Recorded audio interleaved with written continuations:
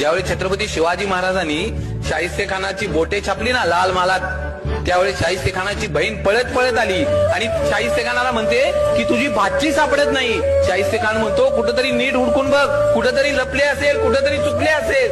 बहीण म्हणती मी सगळीकडे बघितलं पण माझी पोर सापडत नाही. त्यावेळी ते शाहिस्ते खानाची बहीण म्हणते मला वाटतं छत्रपती शिवाजी राजांच्या मावळ्यांनी तिला पळवून नेला. आणि तो शाहिस्ते खान म्हणतो छत्रपती शिवाजी महाराजांचे मावळे काही करू शकतात परंतु कुठल्याही आया बहिणीच्या पदराला हात लावू शकत नाही.